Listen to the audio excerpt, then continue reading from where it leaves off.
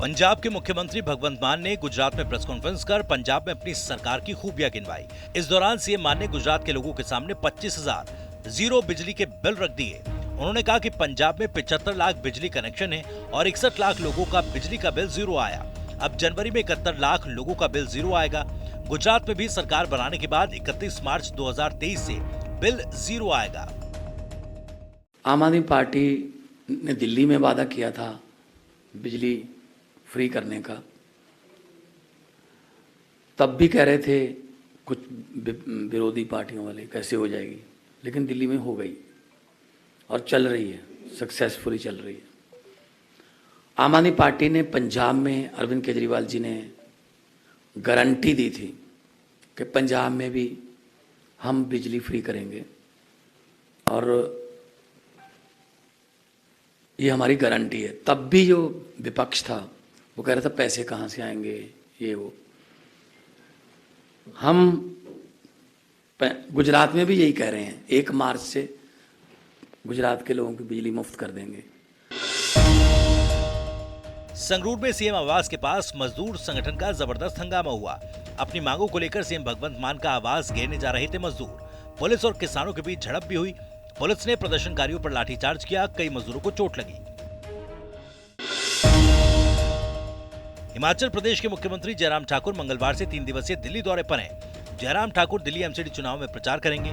3 दिन तक करीब 6 बीजेपी प्रत्याशियों के लिए प्रचार करेंगे।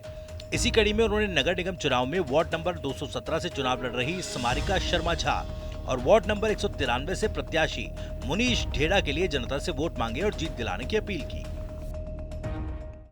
और ऐसी परिस्थिति में जब ये चुनाव हो रहा है एमसीडी का दिल्ली, मुझे लगता है कि इस बाधा को एक संदेश हटने और हटाने का यहां से शुरू करना चाहिए और उस दृष्टि से ये बहुत आवश्यक है कि दिल्ली की जमीन से ये संदेश जाना चाहिए एमसीडी के चुनाव के माध्यम से कि हम सीधा नरेंद्र भाई मोदी जी के साथ, भारतीय जनता पार्टी के साथ डबल इंजन की सरकार का जिसका जिक्र आदरणीय प्रधानमंत्री जी करते हैं, उस सरकार के साथ सीधा चलना चाहते हैं।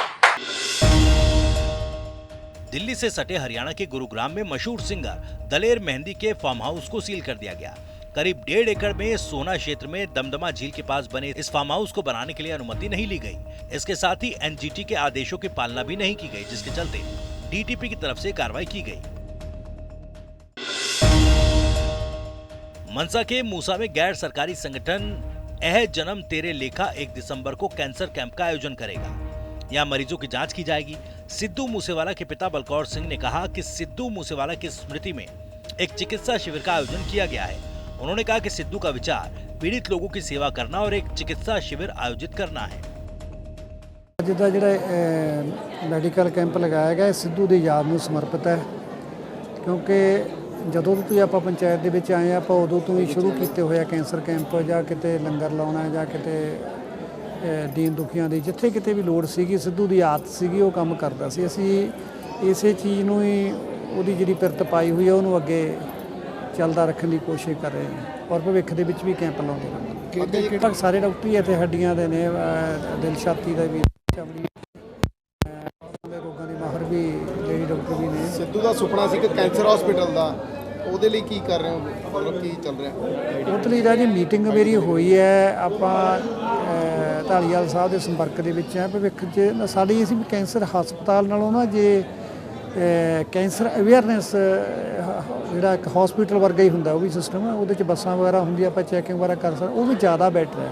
ਕਿਉਂਕਿ ਯੂਕੇ ਵਰਗੀ ਸਰਕਾਰਾਂ ਵੀ ਕੈਂਸਰ ਅੱਗੇ ਹੱਥ ਖੜੇ ਕਰ ਗਈਆਂ, ਪਰ ਉਹ ਕਹਿੰਦੇ ਵੀ ਜੇ ਅਵੇਅਰ ਕੀਤਾ ਜਾਵੇ ਪਬਲਿਕ ਨੂੰ ਉਹਦੇ ਨਾਲ ਇਲਾਜ ਤੋਂ ਜ਼ਿਆਦਾ ਅਸਰ ਪੈਂਦਾ। ਉਸ ਗੱਲ ਦਾ ਅਵੇਅਰਨੈਸ ਦਾ ਜ਼ਿਆਦਾ असर ਪੈਂਦਾ है। जम्मू कश्मीर में सीमा पार से पाकिस्तानी साजिशों को नाकाम करने के लिए बीएसएफ ने अपने स्थापना दिवस के मौके पर जम्मू के मड़ के हायर सेकेंडरी स्कूल में हथियारों की प्रदर्शनी लगाई। इस कार्यक्रम में 12वीं वाहिनी के कमांडिंग ऑफिसर दिलबाग सिंह मौजूद रहे। इस प्रदर्शनी का उद्देश्य छात्रों और स्थानीय लोगों ड्रोन और हथियारों के प्रति जागरूक करना था। छात्रों को बताया गया कि सीमावर्ती इलाकों में ड्रोन दिखने पर तुरंत सुरक्षा बलों को सूचित किया जाए।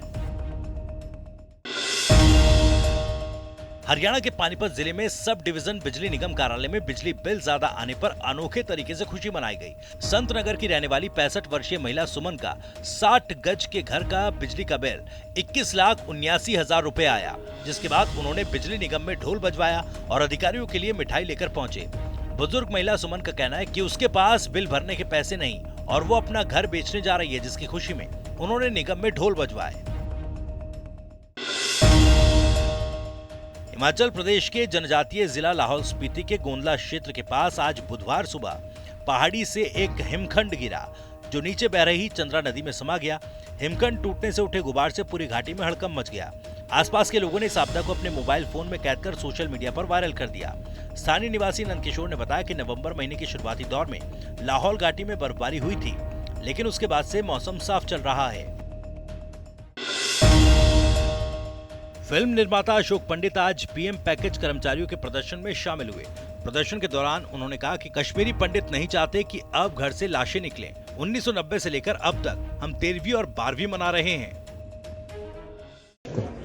हत्याएं कश्मीरी पंडितों की हुई है और चूंकि हत्याएं होती गई है सेकंड फेज में भी, आप उसको रोक नहीं पाए, तो आप क्योंकि फेल हुए हैं उसको रोकने में।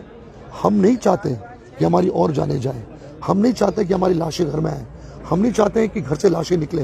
हम 13वीं और 12वीं मना के थक गए। 1990 से लेकर आज तक सिर्फ 12वीं और 13वीं मना रहे।